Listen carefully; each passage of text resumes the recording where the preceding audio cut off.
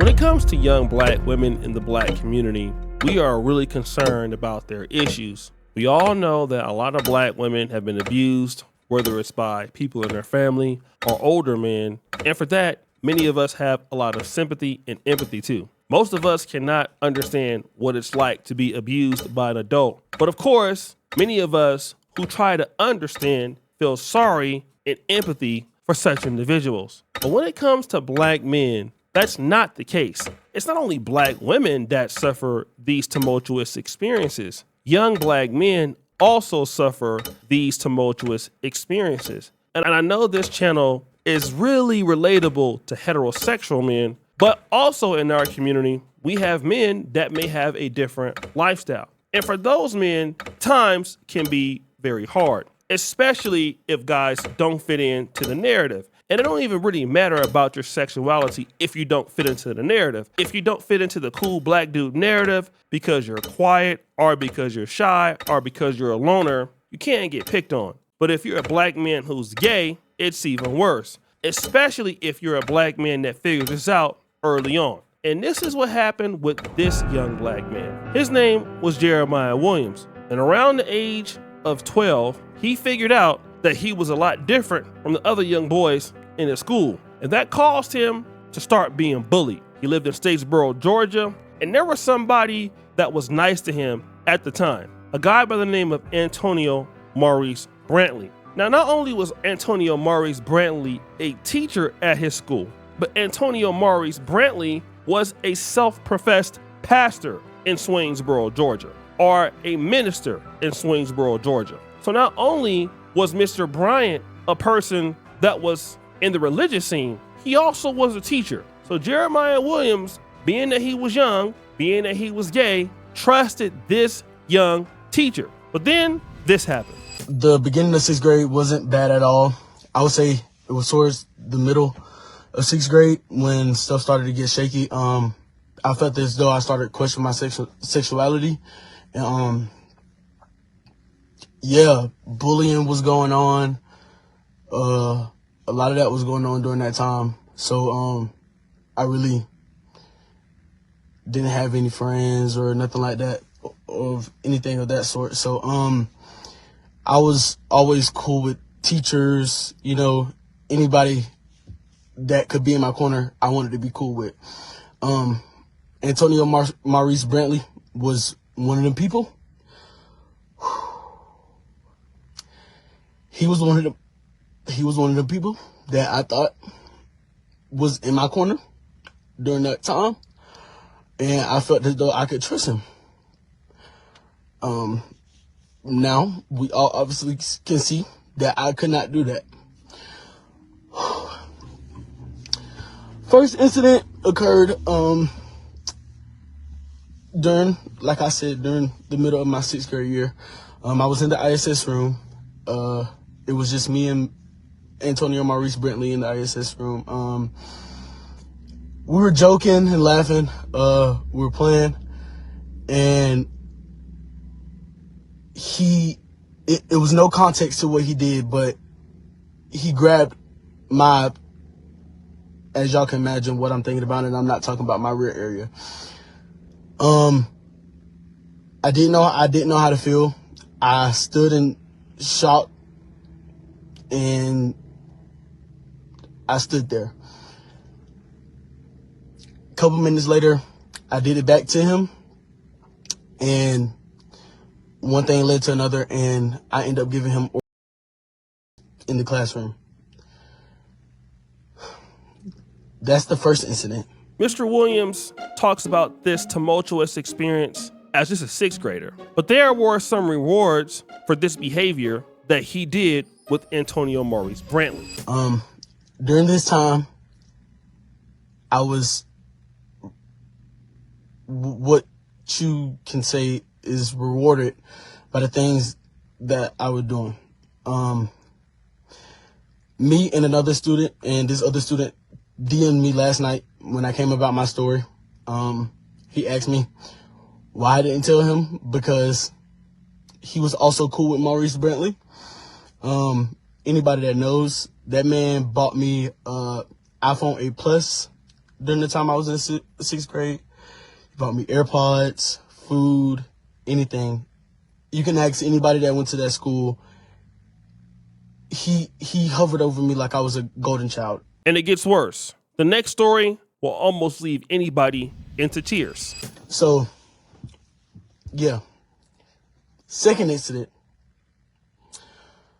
After a basketball game, my mom allowed Antonio Maurice Brantley to take me home after a basketball game because I asked her, could I stay? But she told me that I had to find a ride. Like I said, after the basketball game, Maurice Brantley proceeded to take me home. And before we stopped to get to his car, we stopped by the bathroom. He went in the bathroom by himself. He locked the door behind him. He then came out of the bathroom still unbuckling his pants while they were still down.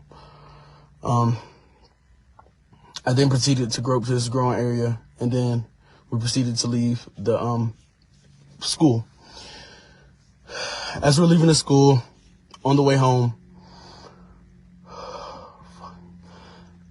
I gave him all the way home.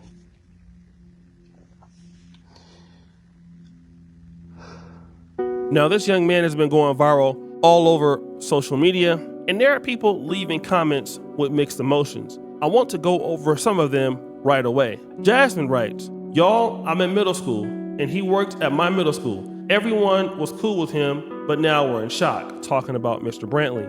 "I'm in shock. I was going to be on his track team and stuff. I am from Luella Middle School, and that's the school he was working at before he disappeared on January 14, 2025. I will not be telling my real name for my safety. I'll be putting a fake one. But y'all, the whole school is shocked and disgusted. The school don't even want us to talk about it. A kid got sent home because he talked about it. All I gotta say is stay safe, drink water, and love yourself." Dump Stain Soup says, "Me and Brantley graduated together in Swainsboro. These are allegations so surreal to me. Our hometown is small and very conservative. Most everyone growing up in school would have felt ridicule acting the way Maurice did. Not to jeer Maurice, but everyone in school knew that man was straight as a circle." In other words, you get my drift, right? A circle is not straight, so this guy was definitely gay. However, the Maurice I grew up with had a sense of character that could decimate any racial or homophobic slurs. With what he felt at the time were good, ironically, morals. I mean to say that Maurice would never let someone hurt his feelings because when he spoke back or just spoke in general, you could feel that he'd never try to wrong you or want any sort of conflict. His devout faith was a solid piece of that shield he carried to prove his respect to anyone. But hell no, what the F? Everyone knew he was gonna grow up and get a husband, but damn. Going a straight you-know-what mode on them boys is crazy. And you know some of them Christians, Catholics, mainly Maurice's Protestant, be worshiping them little boys. If somehow Maurice went to trial and was proven innocent, that would uphold the classmate I knew. So this person is saying, we all knew that Maurice was definitely gay, but he also had a lot of morality despite the fact that he was gay.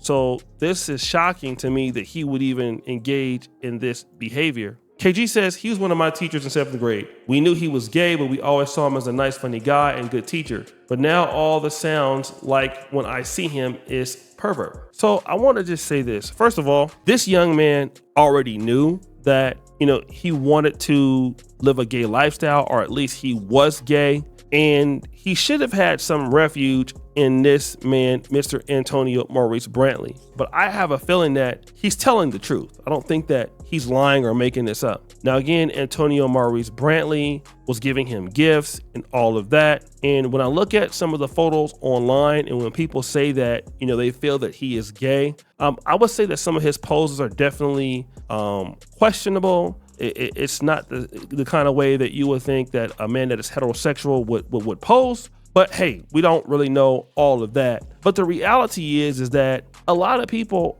don't really care about what's happening to Jeremiah Williams. I'm seeing comments, people like, yo, free the teacher. And it's kind of sad because when it comes to young black men and their experiences, people are less sensitive about it. It doesn't matter if they are gay or straight. The reality is that any young man, no matter what his sexuality is, if he or she is underage, they should not be preyed on by teachers. Okay. And hey, you have heterosexual teachers that do this, and you have teachers of different sexualities that do this. But the reality is that I'm still seeing there's not a lot of care for young black men who are being abused. And there are women who abuse young black men. There are men that abuse young black men, but nobody really cares. And what happens is that these men come out to be broken. You heard part of the story where he says, hey, his mom told him he needed to get a ride home, and the guy acted like he was tutoring him in math, and he wasn't doing that. He was doing something else to the young man. And I see a young man that is broken, a young man that is in distraught, a young man that is looking for help, and a young man who put all his business out there because he just can't take it anymore, and he might be ruined forever. So this is what I want to say for anybody who has went through a tumultuous experience like this. I cannot say that I empathize or understand, but I sympathize, and that I hope to God that you get the help that you need. And for a black man to come out and talk about this, even if you are heterosexual or homosexual, but you're still a black man, nobody wants to come out and admit that this happened to me.